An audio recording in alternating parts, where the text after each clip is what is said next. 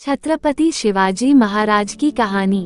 छत्रपति शिवाजी महाराज का जन्म 19 फरवरी 1630 को पुणे के शिवनेरी दुर्ग में हुआ था।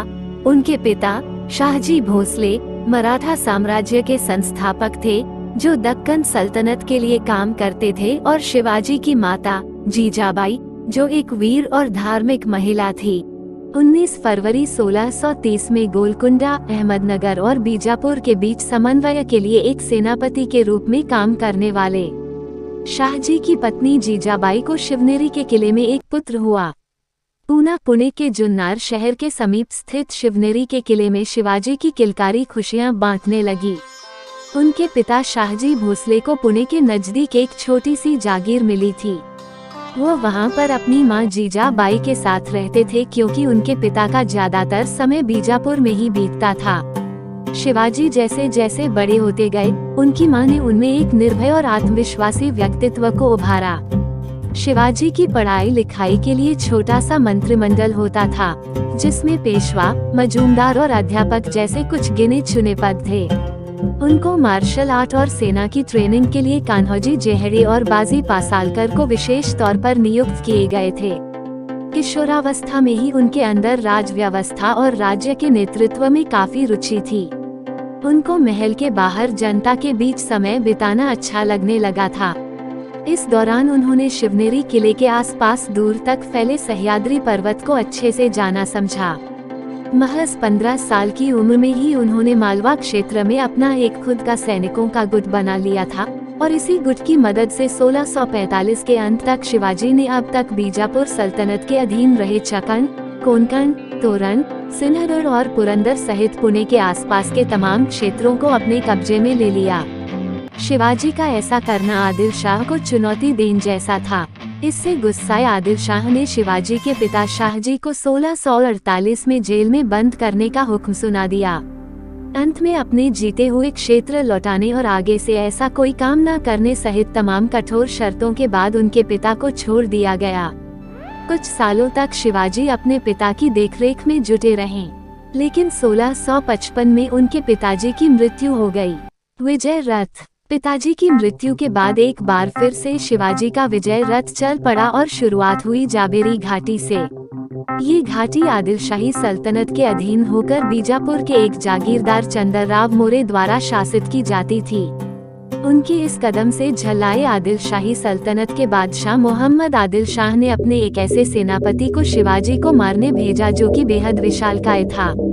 शिवाजी तो उसके सामने एकदम बच्चे जैसे दिखते थे, जिसका नाम था अफजल खान। चूंकि अफजल खान शिवाजी की बुद्धिमत्ता और पराक्रम से वाकिफ था, इसलिए उसने सीधे हमला करने के बजाय एक षड्यंत्र के जरिए शिवाजी को मारने की योजना बनाई। अफजल खान ने शिवाजी को अकेले में बिना किसी हथियार और सेना के बातचीत करने के बहाने मिलने बुलाया। उसने सोचा था कि वो जब शिवाजी से गले मिलेगा तो अपने हाथ में छुपाए खंजर से शिवाजी को मार देगा, लेकिन ऐसा नहीं हुआ। शिवाजी उससे भी चालाक निकले। दरअसल शिवाजी को अफजल खान की नीयत पर पहले से ही शक था, इसलिए उन्होंने मुलाकात के दिन पहले से ही एक रक्षा कवच पहन रखा था। उसी रक्षा कवच ने उनको बचा लिया। इतने में शिवाजी ने तुरंत पलटवार कर दिया। उस पलटवार में अफजल खान बुरी तरह से घायल हो गया। अब तक शिवाजी बहुत आगे निकल चुके थे। इस घटना के बाद तो शिवाजी ने बीजापुर पर हमला करने का आदेश दिया। इसके बाद प्रतापगढ़ में एक युद्ध हुआ, जिसे शिवाजी ने आसानी से 3000 सैनिकों को मारते हुए जीत लिया। इसके बाद आदिल शाह ने एक बहुत बड़ी सेना को रुस्तम जामन के नेतृत्व में भेजा, लेकिन शिवाजी की अपनी सूझबूझ और बुद्धिमत्ता की वजह से छोटी सेना होने के बावजूद रुस्तम जामन को जान बचाकर भागने पर मजबूर होना पड़ा। इस बीच कई सारे युद्ध हुए, लेकिन आदिल शाह किसी युद्ध को जीत नहीं पाया। हालांकि 22 सितंबर 1670 को उसके एक सेनापति सिद्दी जौहर ने पन्हाला किले पर कब्जा कर लिया था, लेकिन शिवाजी ने 1663 में इसे वापस जीत लिया। शिवाजी के लगातार बढ़ रहे विजय रथ को उस समय का मुगल शासक औरंगजेब भी लगातार देख रहा था। अब शिवाजी उसकी नजर में खटकने लगे थे।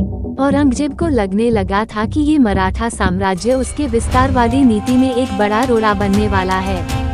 इसी बीच शिवाजी के सेनापतियों द्वारा अहमदनगर और जुन्नर के नजदीक वाली मुगल सरजमीन पर हमला कर वहां लूटपाट कर राजस्व खजाना को नुकसान पहुंचा दिया गया। इसके बाद तो औरंगजेब खुलकर शिवाजी के सामने आ गया, लेकिन इसके पहले कि वह शिवाजी से कोई युद्ध करता, बरसात का मौसम शुरू हो गया और उसे दिल्ली जाना पड़ गया। लेकिन जाते जाते उसने अपने मामा शाइस्ता खान को शिवाजी से बदला लेने के लिए कह गया। शाइस्ता खान डेक्कन का शासक हुआ करता था, इसलिए उसके पास काफी बड़ी सेना भी थी। उसने शिवाजी पर बुरी तरह से हमला कर दिया। इस हमले से उसने शिवाजी के कई किले जीत लिए, यहाँ तक कि शिवाजी की राजधानी पूना पर भी कब्जा कर लिया। प्रतिशोध के रूप में शिवाजी ने एक गुपचुप हमला किया, जिसमें उन्होंने शाइस्ता खान से पूना कप वापस जीत लिया। इस गोपनीय हमले से झल्लाकर शाइस्ता खान ने शिवाजी पर कई तरफ से हमला कर दिया। इस हमले के बाद कोंकण क्षेत्र पर से शिवाजी का कब्जा हट गया। कोंकण को तो शिवाजी नहीं बचा पाए, लेकिन उन्होंने मुगलों के एक दूसरे महत्वपूर्ण क्षेत्र पर हमला कर दिया। वो क्षेत्र था सूरत। सूरत इसलिए काफी महत्वपूर्ण था क्योंकि पश्चिम भारत का ज्यादातर व्यापार सूरत के जरिए ही हुआ करता था। शिवाजी ने हमला किया और मुगलों को लूट लिया, विशेष रूप से जो क्षेत्र पूना और कोंकण से जुड़े हुए थे। अब शिवाजी को महसूस हुआ कि एक राजा के रूप में उन्हें स्थापित होना चाहिए। इसलिए 6 जून 1674 को वो राजा की उपाधि लेते हुए मराठा साम्राज्य के मुखिया बने। रायगढ़ में उनके राजतिलक के समय लगभग 50,000 लोग इकट्ठा हुए थे। राजतिलक के बाद उन्होंने खंडेश, बीजापुर, कारवाड़, कोलकापुर, जंजीरा, रामनगर और बेलगांव को अपने कब्जे में कर लिया। इसी के साथ ही आदिलशाही शासकों द्वारा अधिग्रहित वेल्लोर और गिंजी के किलों को भी अपने कब्जे में ले लिया। उन्होंने इन सभी क्षेत्रों को एक हिंदू राष्ट्र की संप्रभुत्व का दर्जा दिया, क्योंकि अब तक ये सारे राज्य एक मुस्लिम राजा के अधीन हुआ करते थे। हालांकि शिवाजी एक सच्चे हिंदू थे, लेकिन उन्होंने अपने राज्य में गैर हिंदुओं को भी बराबर अधिकार दिया हुआ था। यही कारण है कि आज भी महाराष्ट्र में शिवाजी को हिंदू और मुस्लिम दोनों ही धर्मों के लोग इनको मानते हैं। वो जातिगत भेदभाव के खिलाफ थे, इसीलिए उन्होंने अपने दरबार में सभी धर्मों और जातियों के लोगों को नौकरी दी थी। उन्होंने किसानों की स्थिति सुधारने के लिए किसानों और राज्य के राजस्व विभाग के बीच से बिचौलियों की भूमिका ही खत्म कर दी थी। अब सब कुछ ठीक ठाक से चल रहा था, लेकिन एक दिन अचानक उनकी सेहत खराब हो गई। दरअसल उनको पेचिश के दौरे आने लगे थे। इसी बीमारी की वजह से सिर्फ 52 वर्ष की उम्र में 3 अप्रैल 1680 को रायगढ़ किले में ही उनकी मृत्यु हो गई।